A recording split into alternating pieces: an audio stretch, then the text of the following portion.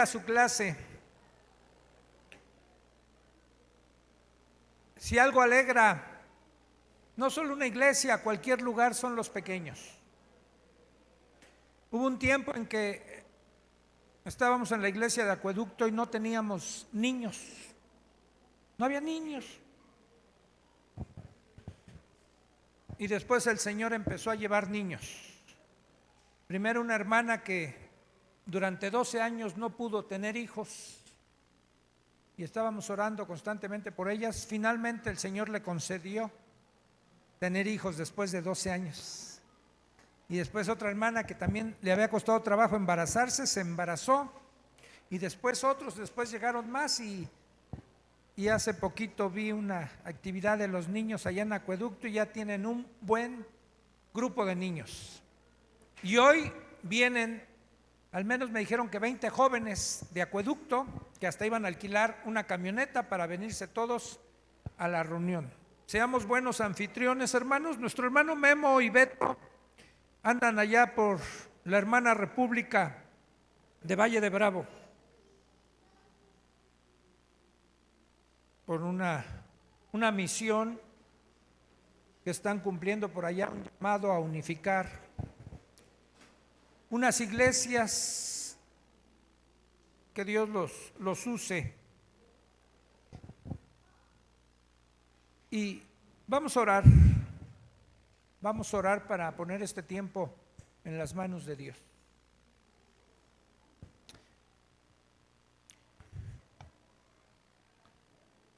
Si el Señor no edificare la casa, en vano trabajan los edificadores.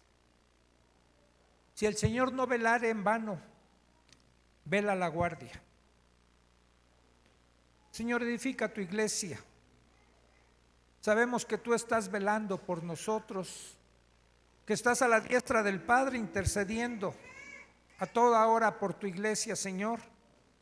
Una iglesia que tú estás preparando para el encuentro de las bodas del Cordero. Crea en nosotros corazones de discípulos, apasionados, entregados a ti y para ti. Háblanos hoy, Señor. Te lo ruego en el nombre de Jesús. Amén. ¿En qué texto estábamos hace 8 días como texto base?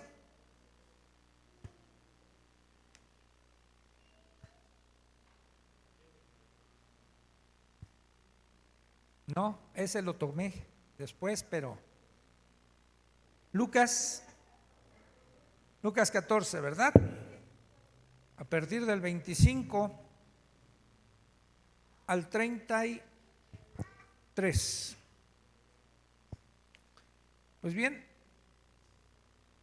estuvimos considerando esto.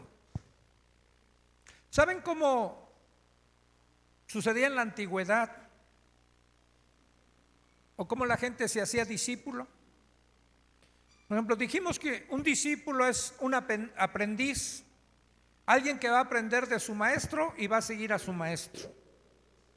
Incluso podemos verlo en el terreno secular. Un alumno que ingresa a una escuela, de hecho pasa a ser discípulo de su maestro, y su maestro lo va guiando en el conocimiento que él tiene y le va enseñando, ¿sí?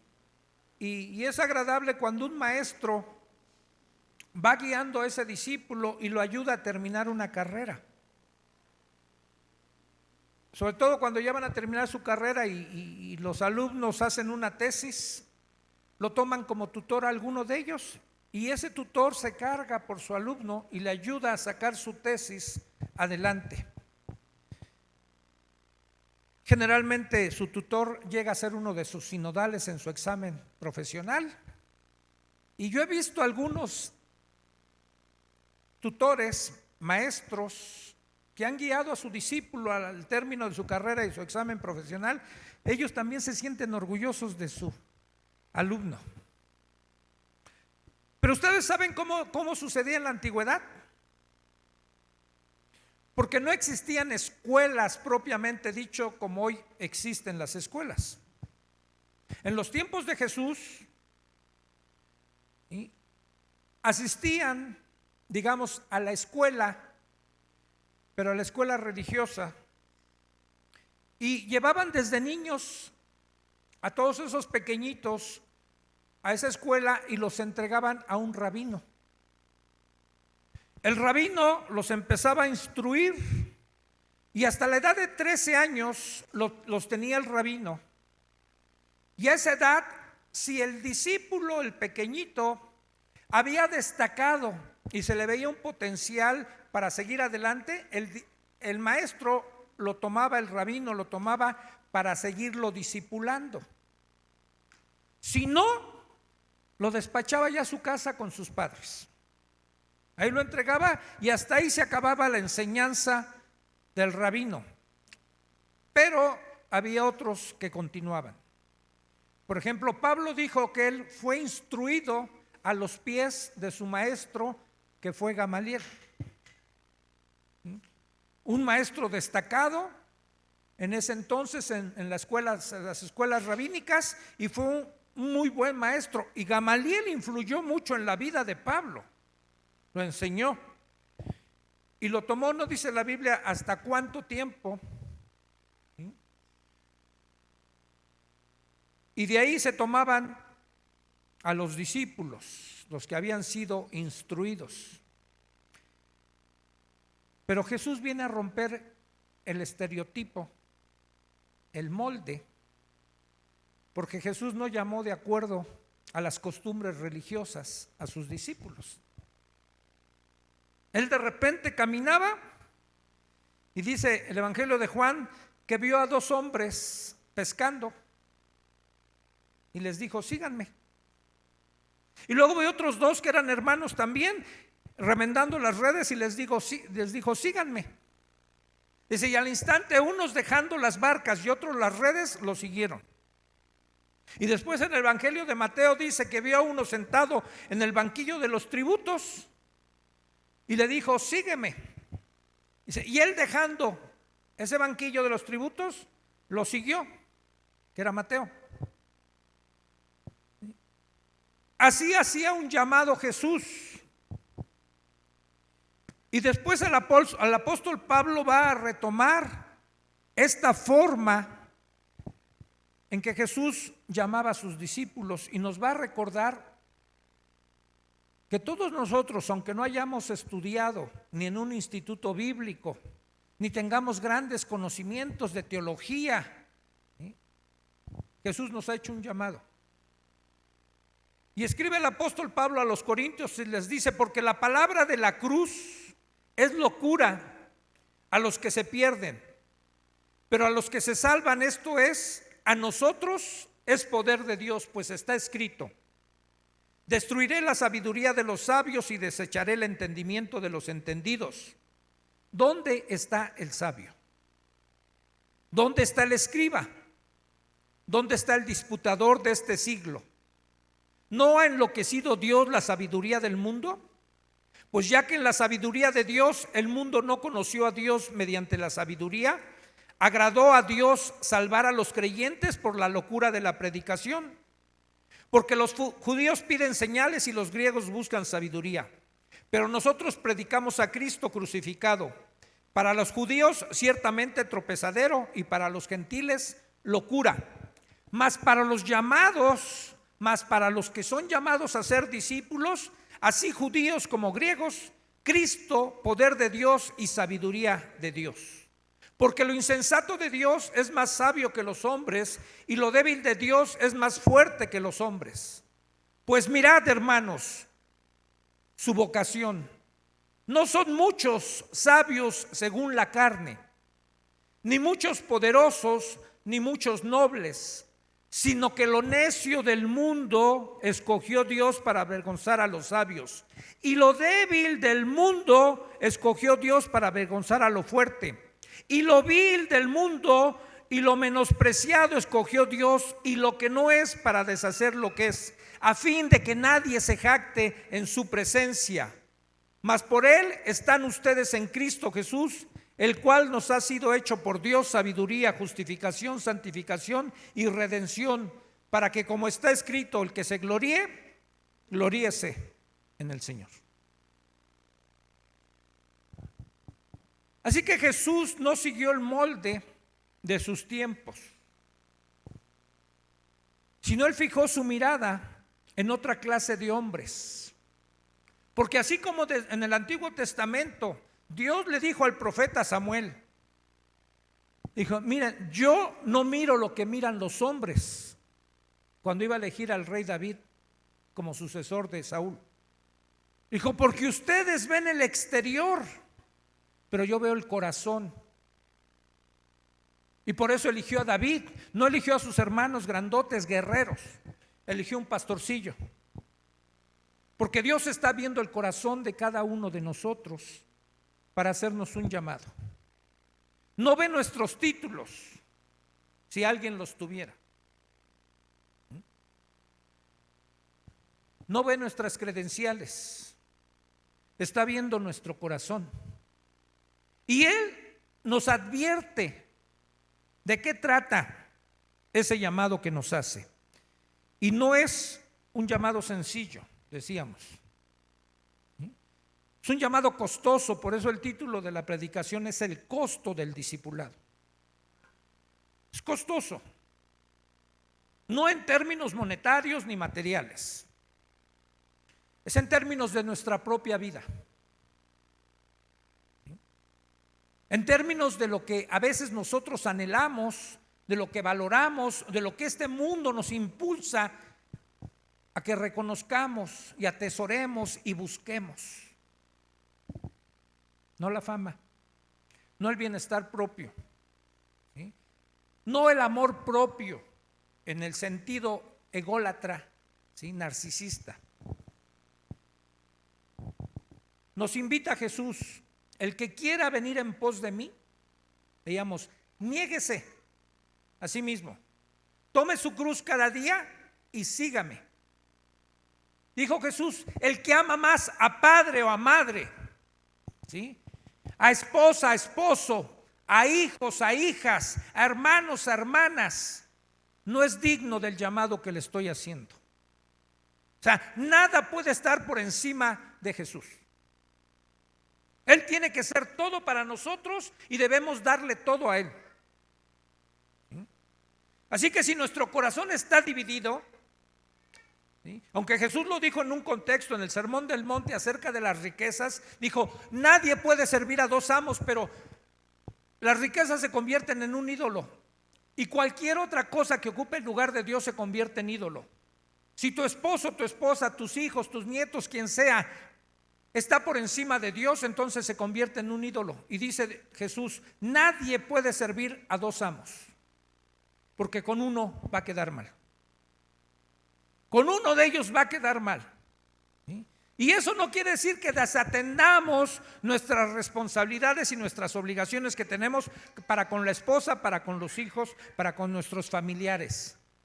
No se trata de descuidar, no se trata, como yo llegué a escuchar de algunos predicadores que le decían a Dios: mira, Señor, yo me voy a encargar de tu iglesia y ahí te dejo a mi familia y encárgate tú de ella. No, encárguese usted, pastor, de su propia familia. Porque después Pablo, cuando le escribe a Timoteo, le dice: el que no sabe gobernar su propia casa, ¿cómo va a poder cuidar de la iglesia de Dios? Nuestra primera iglesia es nuestra familia, nuestro hogar. Ese es lo que debemos de atender para después aspirar a algún ministerio. Y tenemos que cumplir esas responsabilidades de atender nuestro hogar, pero debemos estar preparados los que somos llamados a no conformarnos solo con ser creyentes, sino en ser discípulos. Debemos estar preparados y saber lo que cuesta. Entonces Jesús explicó por medio de dos ejemplos lo que costaba seguirlo. Y vimos en Lucas aquel ejemplo que puso: cualquiera que me quiera seguir, lo compararé, dijo, a un hombre que quiso edificar una torre. Dice: y siéntate a calcular el costo, ¿sí? O sea, vamos a invertir en el reino de Dios. Dice: no sea que empezando a construir no tenga los recursos suficientes y quede su construcción a medio construir y todos se burlen de él. ¿A qué se refería? Bueno, a que calculemos si hemos tenido la decisión de seguir a Jesús. Decíamos, primero hay que poner los cimientos, y los cimientos son el mismo. Dice Pablo en Corintios 3, bueno, no hay Corintios 3, sino el capítulo 3 de la primera de Corintios, ¿no? Aunque dicen que sí había tercera y cuarta de Corintios, nada más que son 2 cartas que se perdieron por ahí. Nadie puede poner otro fundamento que el que ya está puesto, Jesucristo. Y sobre ese cada quien va a edificar. Y entonces considerábamos todo esto. Y por ejemplo, hay un libro que se llama El costo del discipulado, de Dietrich Bonhoeffer. ¿Quién lo ha leído? Uno.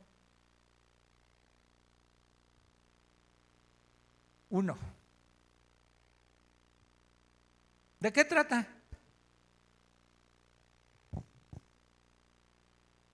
Dice Ricardo, del costo. Sí, del costo. Pero hay algunas frases, por ejemplo, que Dietrich Bonhoeffer puso porque él, seguir a Jesús, le costó la vida. Lo mataron, lo ahorcaron. ¿Sí? Y al final de sus días, cuando iba a la horca, su verdugo, teniéndolo ahí, el que iba a hacer que se abriera el piso y él cayera y se empezara a asfixiar por la horca, burlón le dijo su verdugo: hasta aquí llegaste, este es el fin. Y Bonhoeffer, riendo, no de burla, volteó y le dijo: no, este es el comienzo, no es el fin. Cuando a Jesús lo mataron, lo crucificaron, lo sepultaron, creían que era el fin. No era el fin. Era necesario eso. Y 3 días después se levantó victorioso de la tumba. Y Bonhoeffer cita algunas cosas como estas. Dice: cuando Cristo llama a un hombre, le extiende una invitación y le dice: ven y muere.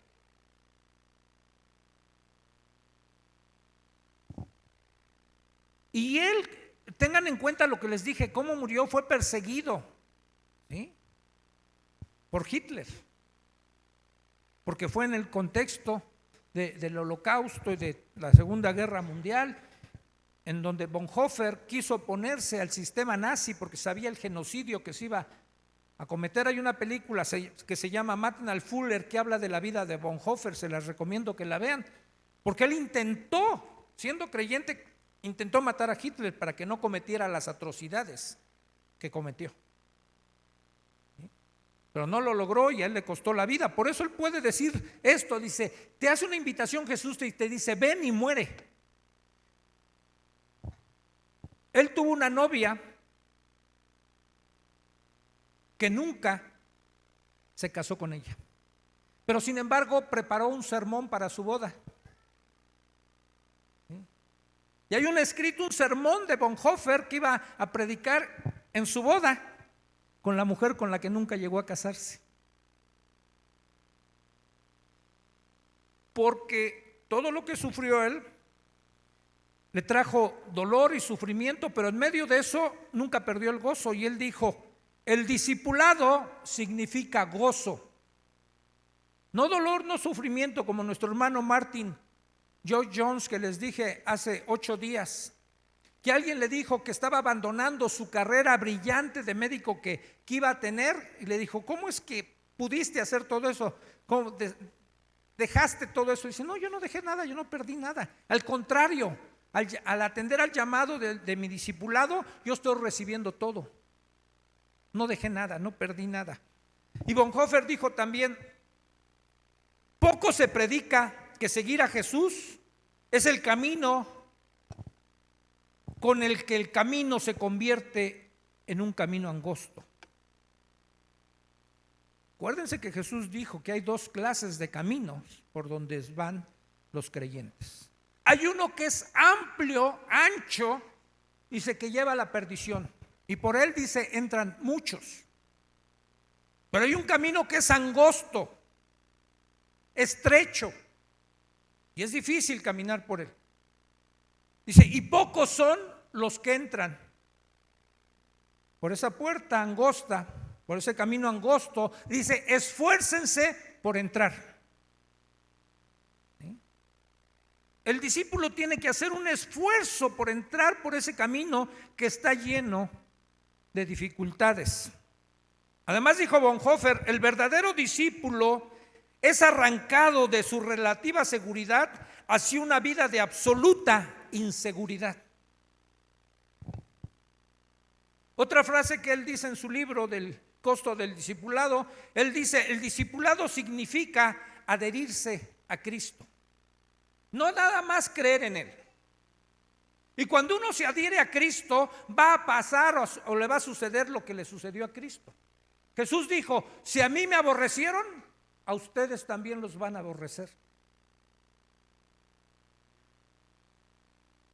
Pregúntate, si nadie te aborrece, a lo mejor nada más eres creyente, a lo mejor no eres discípulo.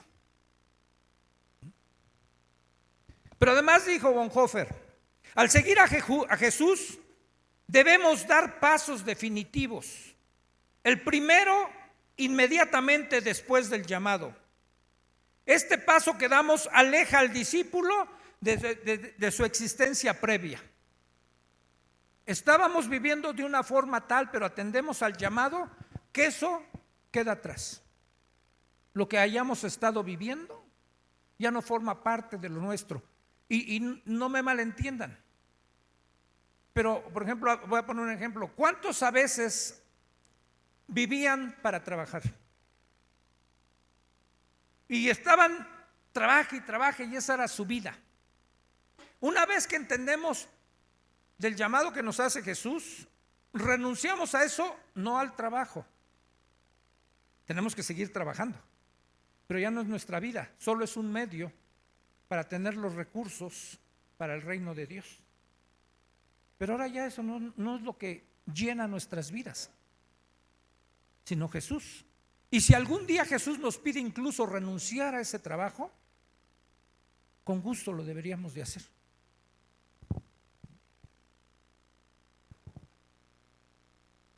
El llamado, otra frase de Bonhoeffer, el llamado a seguir implica que existe una única manera de creer en Jesucristo, y esta es dejarlo todo e irse con el Hijo de Dios encarnado. La única manera. Déjalo todo y ve tras Jesús. Así como esos discípulos que llamó y lo dejaron todo y fueron tras Jesús.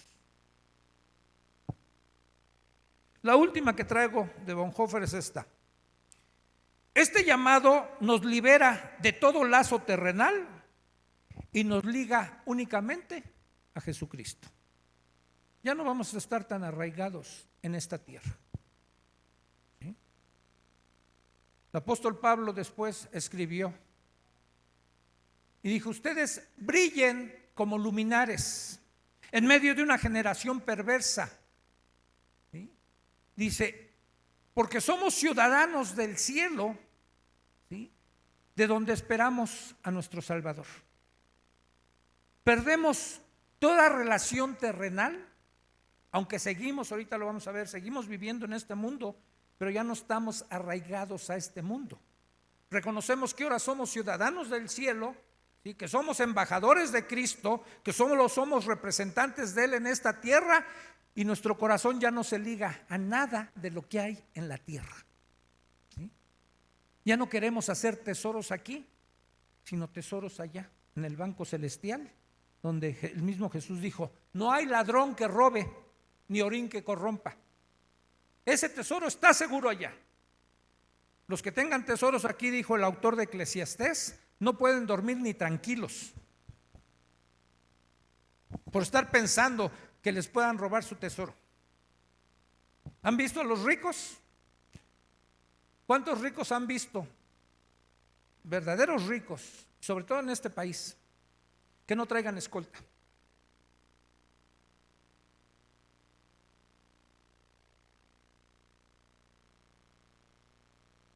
Bueno, ahora vamos a ver el otro aspecto que vimos en Lucas, lo que ya no consideré. El primer ejemplo que puso Jesús es la edificación. El segundo es, ¿o qué rey al marchar a la guerra contra otro rey no se sienta primero y considera si puede hacer frente con 10,000 al que viene contra él con 20,000?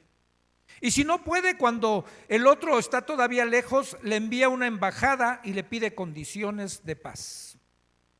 Así pues, cualquiera de ustedes que no renuncie a todo lo que posee no puede ser mi discípulo. El otro aspecto que vamos a considerar,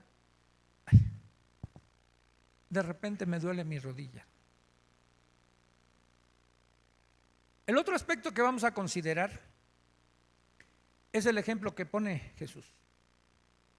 Un discípulo es alguien que se enreda en la milicia cristiana. Nos hacemos soldados de Jesús. Mira, Pablo habla en la carta a los Efesios, en el capítulo 6, ¿sí? A partir del verso 11 empieza a describir algo que los cristianos debemos vestirnos de ella. Dice, la armadura de Dios. Y empieza a describir, de acuerdo a la época en que él vivió, toma lo que era una armadura de los romanos. ¿De qué estaba compuesta? De un casco, ¿sí? De un yelmo, ¿sí? De una coraza que cubría aquí, de un cinturón que usaban para sostener la espada, se calzaban los pies, ¿sí? Y tenían un escudo. Y toma esos ejemplos para decirnos que nosotros los creyentes estamos en guerra. Porque empieza la porción, dice, no tenemos lucha contra carne y sangre. La lucha no es entre nosotros, es contra principados, contra potestades, contra huestes celestes en las regiones celestes de maldad, huestes celestes de maldad en las regiones celestes. ¿Sí? Dice, nuestra lucha es contra ellos, contra Satanás y sus demonios. Contra él estamos luchando. Y entonces nos enredamos en la milicia de Dios. Y cuando Jesús les plantea este ejemplo, es como un rey que va a ir a la guerra contra otro rey. Ayer, por ejemplo, nos decía Sergio que él se inscribió en el ejército, ¿ah? Pero después renunciaste. Nunca te mandaron a ninguna misión, ¿sí? Pero no a la guerra. Porque nosotros no somos un país bélico. No estamos en guerra. Pero yo trabajé en una empresa americana. Y allá el servicio militar que hacen en Estados Unidos no es como aquí, hermanos. Aquí es de risa. Si te sale bola negra ya ni siquiera vas a marchar. ¿Sí? Si no te salió bola negra, vas a ir a marchar. Y después ahí te dicen no marches. Y ya no marchas. Pero no te enseñan a veces, ni siquiera en todo el servicio militar tomas un fusil. Yo por eso nunca marché, porque ¿para qué? ¿Sí? Y no te entrenan para nada, no te entrenan para la guerra. Pero me platicaban mis jefes de esa empresa americana en la que trabajé, me dicen, ¿saben cómo nos entrenan allá? Verdaderamente nos equipan, nos mandan como a campos de entrenamiento, así más o menos como el gotcha de aquí. Dice, pero con balas de veras. ¿Sí? Y nos ponen de verdad como si estuviéramos en una batalla. Y yo tenía uno de los jefes ahí en ese banco, que él fue piloto en guerras. Manejaba aviones de guerra. ¿Y qué pasa cuando alguien es enviado a una guerra? ¿Qué riesgos corre? Pues de perder su vida. El riesgo cuando uno va a la guerra es exponer la vida. Por eso Jesús les dice, mira, El discipulado es como aquel rey que va a ir a la guerra contra otro rey. ¿Qué puede pasar si tú estás ahorita con 10,000 y te vas a enfrentar contra uno de 20,000? Bueno, considera, quizás no ganes, vas a perder. Y lo pone en un ejemplo para el discipulado. Tú considera como discípulo de Cristo, ¿vas a aguantar todo lo que venga para adelante? O mejor desiste, mejor manda una embajada de paz, dices, no me enredo yo en la milicia. Y entonces cuando nosotros empezamos a considerar esos riesgos, nos tenemos que saber a qué nos vamos a enfrentar. Fíjense, somos tan faltos de memoria. ¿Cuántos todavía siguen considerando y siguen pensando en la guerra que tiene ahorita Ucrania con Rusia? Ya se nos olvidó, ¿verdad? ¿No? Oh, espero que no. ¿Cuántos oran por eso? Ya menos, ¿verdad? Sí me acuerdo, pero han pasado y vimos al principio de la guerra escenas desgarradoras, donde eran separadas las familias y a los ucranianos de cierta edad no los dejaban salir del país porque tenían que estar peleando por su país. Unos a fuerzas, otros por amor a su patria. Querían quedarse ahí. Aquí tuvimos una hermana ucraniana que se casó con un hermano mexicano. Lástima, se divorciaron y ella regresó a Ucrania y regresó unos poquitos meses antes de que estallara la guerra y le tocó la guerra allá.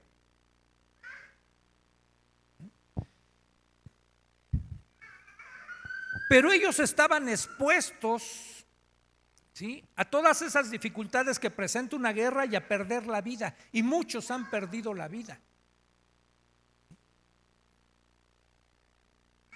El discipulado es algo similar. Debemos estar dispuestos a perder la vida.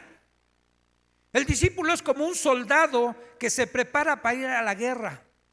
Hay que considerar los riesgos que esto implica. Primera de Timoteo 6:12 dice así. Ya me ganaron.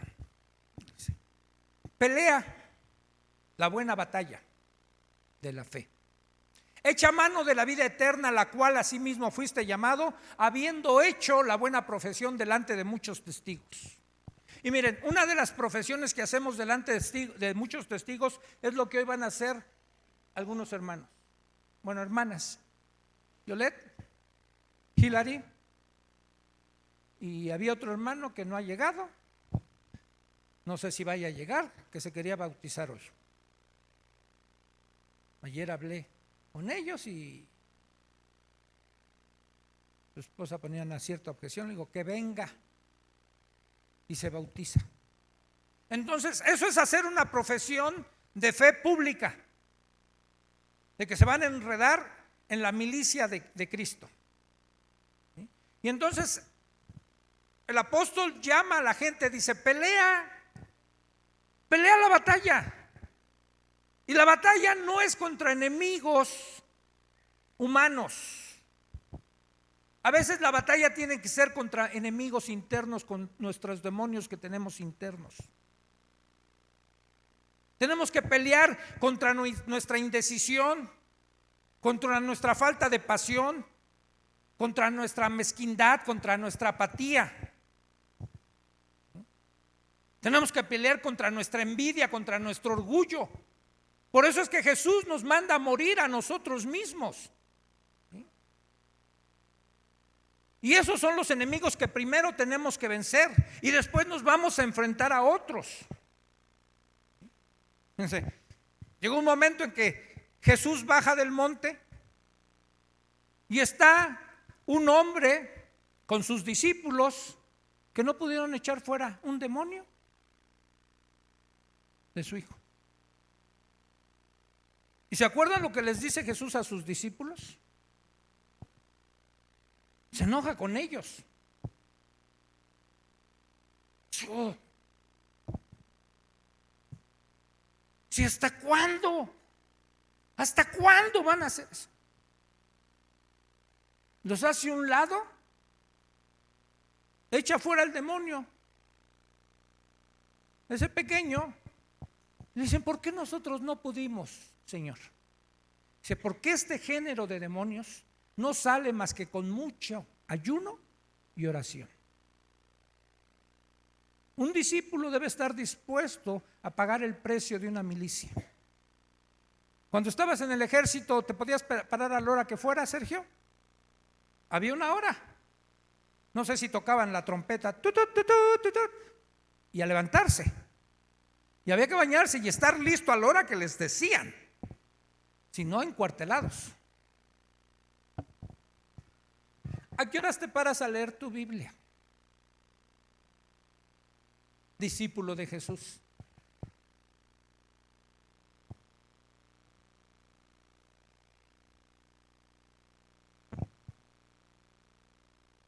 Segunda de Timoteo, nada más bríncale al siguiente libro, al capítulo 2,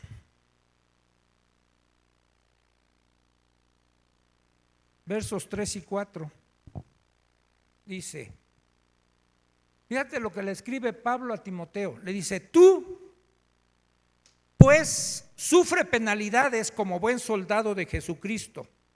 Ninguno que milita se enreda en los negocios de la vida a fin de agradar a aquel que lo tomó por soldado.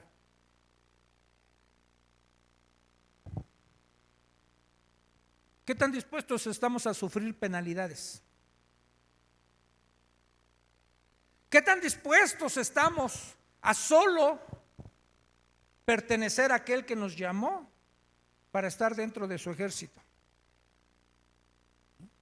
A no enredarnos con muchas cosas de esta vida que nos pueden distraer del llamado que Dios ha hecho a nuestras vidas. Es parte de ese costo. Vamos a enfrentar, ¿sí?, a otro rey. Estamos en un campo de batalla y puede ser el campo minado, ¿sí?, y podemos salir lastimados ahí. Por eso decía hace 8 días, bueno, que Memo quiso desistir a alguien de querer ser pastor, porque mira, ¿sabes en quién enfoca su mirada el enemigo? En donde puede hacer más daño. Cuando entran en batalla, sobre todo a mí me gustan esas batallas de antes, cuando veo las películas, cuando se enfrentaban mano a mano, ¿no? Ya sea con caballos, espadas y eso. Como que era más justo, ahora ya nada más avientan misiles y como que no está tan bien. Pero cuando se enfrentaban así, ¿sí?, en esas batallas la gente, ¿sí?, va a depender, sí, de sus habilidades, de lo que ellos puedan hacer para tratar de salvar su vida. Pero en ese momento pueden sufrir, ¿sí?, alguna herida, ¿sí?, y la gente, el enemigo, se va a enfocar en el rey. ¿Se acuerdan cuando el rey Acab hace una alianza con el rey de Israel? ¿Sí? Y le dice este rey, vamos a la batalla. Dice, pero, dice, vamos a hacer una cosa. Mira, yo me voy a disfrazar como cualquier otro soldado y tú ponte acá, ponte tus ropas reales. Y cuando los enemigos van a la batalla, el enemigo da la orden, el rey del ejército contrario dicen, ataquen al rey, enfóquense en matar al rey, olvídense de los demás soldados, enfoquen todas sus baterías en matar al rey. Y cuando Acab se ve perseguido, ¿sí?, que va a ser atacado, empieza a huir y se da cuenta el enemigo, dice, ese no es el rey. Bueno, sí era rey, pero dice, ese no es el que queríamos matar, es otro. Y finalmente tratan de enfocarse en el rey. ¿Por qué se enfocan en el rey? Bueno, porque si logran derrotar al rey, va a causar más estragos, va a confundir ya el ejército, ya no va a haber quien los lidere. ¿Sabes, hermano? El enemigo es así, está enfocando todas sus baterías en donde puede hacer más daño. En la familia va a atacar a la cabeza. Bien, por ejemplo, aquí lo está atacando durmiéndose. Sí, es que a veces crea somnolencia. Bueno, esa es culpa del pastor que predica, que los duerme, ¿no? Pero va a enfocar en el hombre, en quitarle su liderazgo, en que tenga temor, en que dude, en abdicar, en decirle a la mujer, a lo mejor tú, vieja, encárgate de esto. Y si la vieja es mandona, pues va a agarrar las riendas de la casa, ¿no? Se va a enfocar en los pastores, en los ministros. Decía un presidente de Estados Unidos, no me acuerdo el nombre de él, que ellos podían gobernar nuestro país. Dice, de una sola forma, dice, no necesitamos tirar ni un solo balazo. ¿Quién fue? ¿Qué rey? Yo pensé que qué presidente sabías que era. Pero búsquenlo por ahí en Google. Fue un presidente de Estados Unidos que dijo eso. Dice, yo conquisto a México nada más teniendo bajo mi control a su presidente. Controlo todo el país.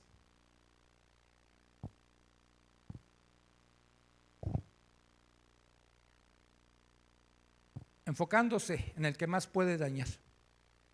Por eso que los ministros somos blancos del enemigo, por eso les hemos pedido, hermanos, oren por nosotros. Sus oraciones nos ayudan mucho, nos fortalecen. Es triste, una iglesia. ¿Alguien conoció la iglesia de Vino Nuevo? ¿Fuiste hasta allá? Pero la conociste. Bueno, de ahí se deriva lo que hoy muchos varones hemos asistido a congresos de hombre a hombre que lleva Chris Richard. Él es el hijo de Víctor Richard, que fue el que formó esa iglesia de Vino Nuevo en Chihuahua. Una iglesia que llegó a tener 6,000 gentes. ¿Saben cuántos se congregan hoy? 250 gentes tiene esa iglesia. Y cada día hay menos y menos. Porque el enemigo enfocó sus baterías en el hermano Richards. Y oren por él. Así es el enemigo. Brínquele una hoja más a su Biblia, ahí en la segunda de Timoteo, el capítulo 4, al verso 7. Fíjense lo que Pablo puede declarar cuando ya está presto a morir. Dice, he peleado la buena batalla, he acabado la carrera, he guardado la fe. ¿No te gustaría al final de tu vida poder decir eso? He peleado la buena batalla, ¿sí? He acabado la carrera, he guardado la fe. Pone varios ejemplos, no solo de la milicia, sino también de los deportes, de una carrera, la Escritura, para hacernos ver lo que es entrar a un discipulado. Y Jesús no nos va a engañar y no nos va a pedir algo que nosotros no querramos dar. Hubo una vez un joven que llegó con él, se postró a sus pies y le dijo, maestro bueno. Jesús le dijo, ¿por qué me llamas bueno? Bueno, solo hay uno, Dios. Y parece una pregunta sumamente espiritual de este hombre, de este joven. Le dice, ¿qué debo de hacer para heredar la vida eterna? ¿Alguno de ustedes, alguien le ha preguntado eso? ¿Alguna vez una persona que no sea creyente? Que le haya dicho, ¿qué debo de hacer para heredar la vida eterna? ¿Nadie? Es que no es una pregunta común, pero este joven parecía sincero, y yo creo que era sincero porque quería alcanzar la vida eterna.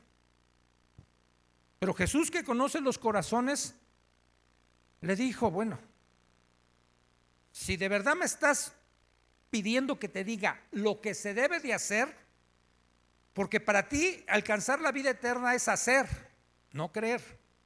Le dijo: ok, cumple los mandamientos. ¿Cuáles, Señor? Jesús le dijo: honra a tu padre, a tu madre, no adulteres, no robes, y le empieza a citar algunos mandamientos. Dice: todo eso lo he cumplido desde mi juventud. Todo. Y el evangelista Lucas me gusta cómo lo narra, porque dice, y ya que oyó esto Jesús, dice, lo amó. No le dijo, ahí pensó Jesús que era un hipócrita. No, dice, lo amó. Y le agrega a Jesús: una cosa te falta. Y aquel, yo creo, dímelo, pues, todo lo hago. Vende todo lo que tienes y regálalo a los pobres, ¿sí? Y entonces sí, sígueme. Si quieres ganar la vida eterna, ese es el costo. Y dice la Escritura que el joven se fue muy triste de la presencia de Jesús, porque él tenía muchos bienes y no estaba dispuesto a pagar el precio. ¿Y saben qué hizo Jesús? Lo dejó que se fuera. Ya cuando lo vio a la distancia, no hizo Jesús esto: ¡hey, joven! No es cierto, te puedes quedar con tus bienes, vente. No, le dijo lo que costaba seguir a Jesús. Y como no estuvo dispuesto a pagar el precio, dejó que se fuera. ¿Es difícil? Dios nos va a pedir que seamos radicales en nuestras decisiones por Él. ¿Y no crees que Él lo vale todo? Todo. Pero no quiero que te quedes con un aspecto sombrío del discipulado. Vamos al Evangelio de Juan, al capítulo 17.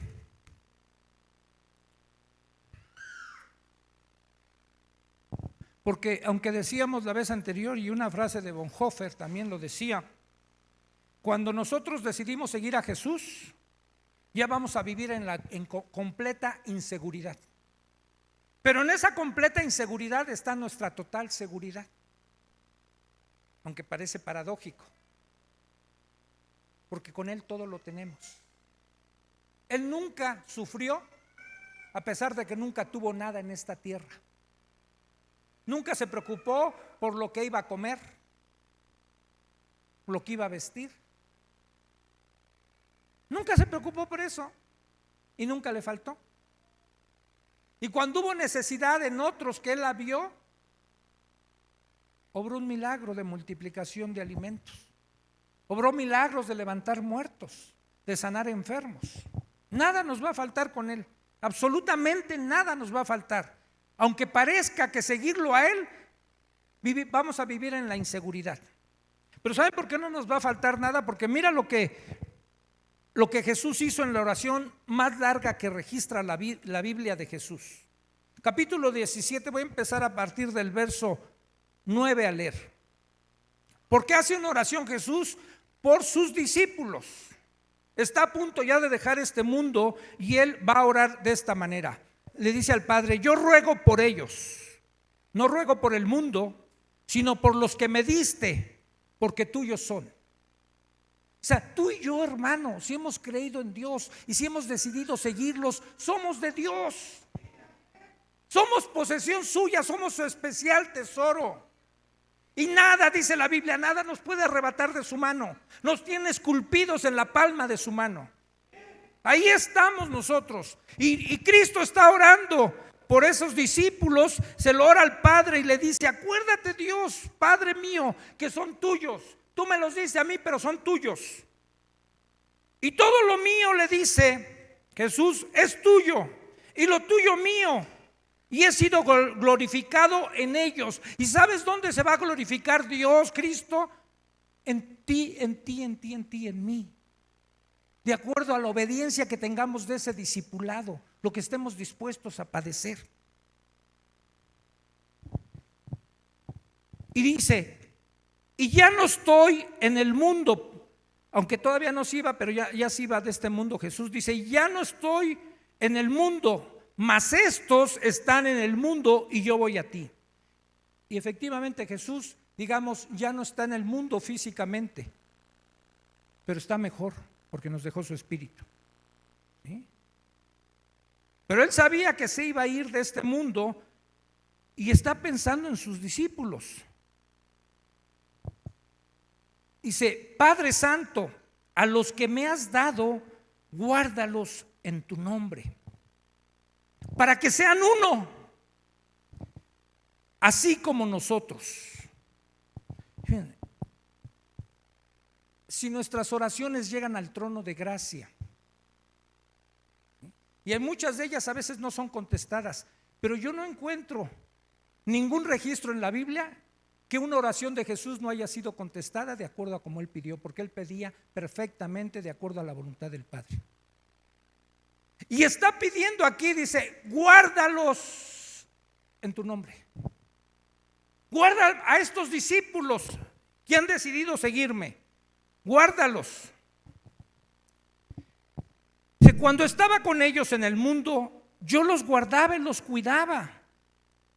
Yo los guardaba en tu nombre. A los que me diste yo los guardé y ni ninguno de ellos se perdió. Qué bonito, ¿no? Los que de verdad van a Jesús, dice en Juan 6, no quiero errar el versículo, pero es en Juan 6. Dice, el que viene a mí, yo no le echo fuera. Y cuando Jesús pronunció palabras fuertes ahí en el capítulo 6 de Juan, cuando les dijo a los que lo seguían, el que no comiere mi carne y bebiere mi sangre no puede ser mi discípulo. Y se espantaron. Y entonces dice la escritura que a partir de ese momento muchos se volvieron atrás. Muchos ya no quisieron ser discípulos de Jesús porque dijeron, dura palabra es esta. ¿Quién la va a poder aguantar? Y entonces el apóstol Pedro, como es el apóstol Pedro, ¿sí?, iba a tomar la iniciativa cuando Jesús ya confronta a esos discípulos que él había llamado. Les dijo, ustedes también se quieren ir. Cuando muchos ya lo habían abandonado, esos que habían comido, ¿sí?, de la multiplicación de los panes y los peces, esos se fueron. Pero a los discípulos, a sus apóstoles, dijo, ¿ustedes también se quieren ir? Y Pedro, inspirado por el Espíritu, le dice, Señor, ¿a dónde iremos? Si solo tú tienes palabras de vida eterna. ¿En qué otro lugar podemos estar mejor, hermanos? A pesar de todas las tribulaciones que pueda haber, los problemas que tengamos, ¿en qué otro lugar tú puedes estar mejor? ¿Dónde puedo estar mejor yo? Si no es con el Señor. No hay otro lugar donde podamos estar mejor. Es a su lado, es siguiéndolo a Él.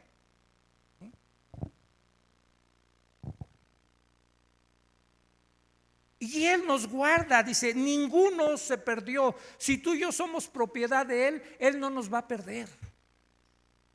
Enfrentemos lo que enfrentemos.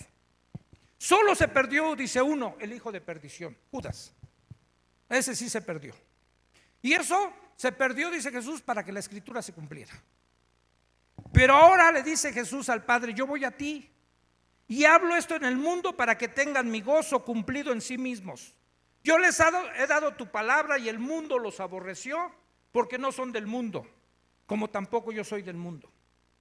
No ruego que los quites del mundo, sino que los guardes del mal. No son del mundo como tampoco yo soy del mundo. Santifícalos en tu verdad, tu palabra es verdad. Como tú me enviaste al mundo, así yo los envío al mundo, y por ellos yo me santifico a mí mismo, para que también ellos sean santificados en la verdad. Los discípulos de Jesús tenemos que estar aquí en este mundo, pero no contaminarnos del mundo, no caminar con la filosofía que este mundo camina, sino vamos contracorriente. Somos salmones, tú y yo, nadamos contracorriente, ¿sí? Contracultura. No debemos dejarnos arrastrar por esta filosofía de este mundo. Y alguien que va en contra de este mundo, ¿sabes qué le pasa? Lo aborrecen. Porque no vas conforme toda la masa. Porque además nuestras vidas deben de confrontar la vida de los demás. No nuestras palabras, sino nuestras vidas, que avergüencen a los demás de lo que están haciendo. Eso hace un verdadero discípulo.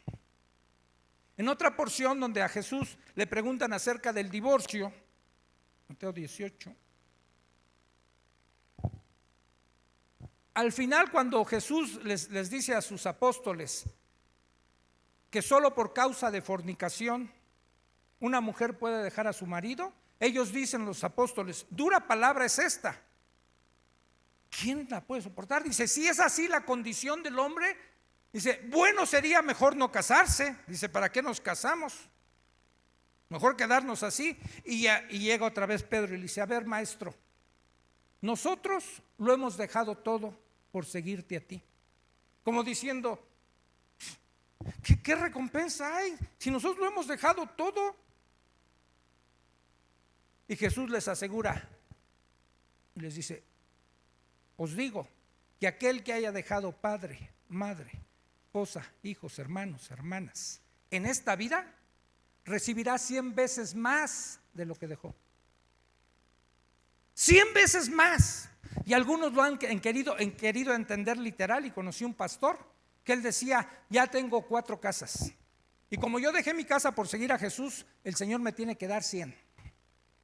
Digo, qué mal estás. No es cierto, no es así, ¿sí? Son otras cosas.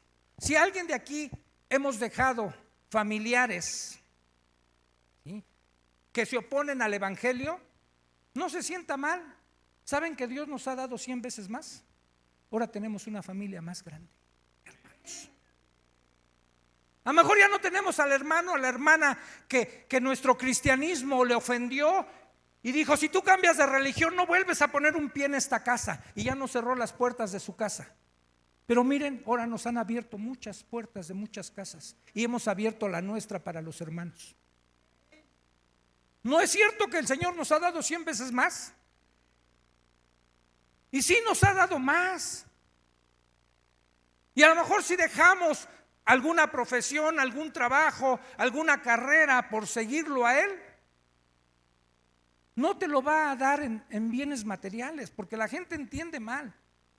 Jesús dijo, o Pablo dijo en los Corintios, en la segunda carta a los Corintios, dice, Jesús, ¿sí?, se hizo pobre para que con su pobreza nosotros fuésemos enriquecidos. Y hay gente que lo entiende en términos materiales y dice, no, yo tengo que ser rico, porque si Él dejó todo lo que tenía y se hizo pobre para que yo fuera enriquecido, yo tengo que estar rico. No es cierto. Está hablando de otras clases de riqueza, unas riquezas que las tenía Pablo, y podía decirle a los corintios, miren, nosotros los creyentes estamos como si no tuviéramos nada, pero lo poseemos todo, como pobres pero enriqueciendo a muchos. Y tú y yo tenemos mucho de Dios. Podemos ser capaces de dar una palabra de aliento y de consuelo a aquellos que están atribulados, aquellos que no tienen esperanza, aquellos que están sufriendo. Cuando tú te paras en un hospital, puedes alentar a la gente. Si te paras en un velorio, puedes darles esperanza. O sea, no tendremos a lo mejor cosas materiales, pero tenemos mucho más de aquello que el Señor nos ha dado. Termino. La vida de los discípulos de Jesús va a revelar su carácter, y Él, Jesús, va a estar presente en el mundo a través de nosotros. El verdadero discípulo no tiene cabida ya en este mundo. Sin embargo, debemos estar en este mundo para ser usados por Dios en favor de los perdidos. Y Esto sí, con esto sí termino. Voy a hacer una diferencia. Y tú, califícate. Si eres creyente o eres discípulo. Un creyente espera panes y peces. Un discípulo es un pescador.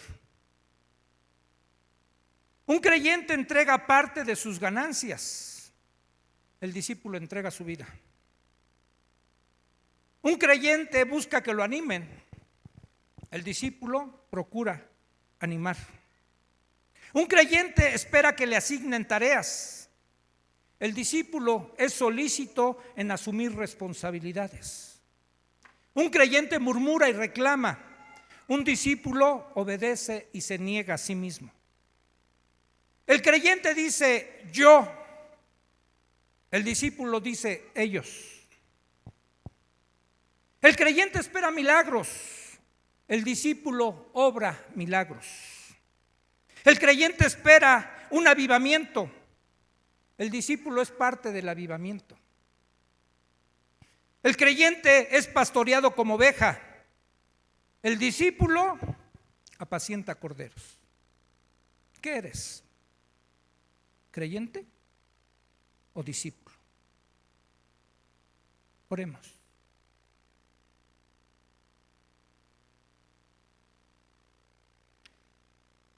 Señor,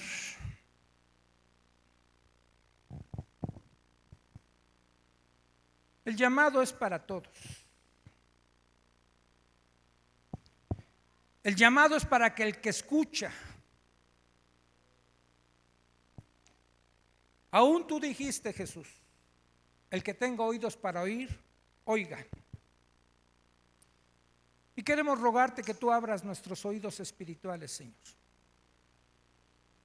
Pero que también des sensibilidad a nuestra alma, a nuestro espíritu. Y que quites, Señor, el corazón de piedra y pongas un corazón sensible de carne. Señor, y que podamos poner en una balanza imaginaria las cosas que este mundo nos ofrece contra lo que tú nos ofreces.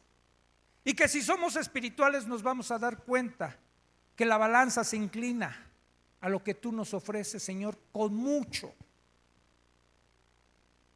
Que invertir en tu reino, que seguirte a ti y seguir tu llamado, Señor, no es un llamado a perder, es un llamado a ganar. Tu palabra dice que nosotros somos más que vencedores si nos encontramos en una batalla. Y que los recursos del cielo están disponibles para nosotros para terminar cualquier obra que iniciemos, porque tú eres el arquitecto de nuestro destino. Pides nuestra disposición. Y que a pesar de nuestros temores, de nuestras dudas, Señor, podamos seguir adelante y caminar confiados en que tú nos estás señalando el camino por donde debemos seguir. Y como dice nuestro pastor Memo, el dedo que te señala el camino es el complemento de la mano que va a suplir todas las necesidades que tú tengas. Déjanos, Señor, ser obedientes y no detenernos a considerar tanto el costo, sino más bien a ver los beneficios de atender a tu llamado. Que seamos verdaderamente discípulos y no solo creyentes. Que te tomemos a ti también como Señor y no solo como Salvador. Y que no esperemos un reclamo tuyo, que un día nos digas, ¿por qué me llamas Señor, Señor y no haces lo que te pido? No, Señor, queremos ser obedientes a lo que tú demandas de nosotros, a pesar de nosotros, y estar viviendo en la cruz que tú nos pides que carguemos. Gracias, Dios, porque sabemos que la buena obra que comenzaste en cada uno de nosotros la vas a terminar hasta el día de Jesucristo. Por Él te damos gracias. Amén. No se vayan, hermanos. Volteen sus sillas.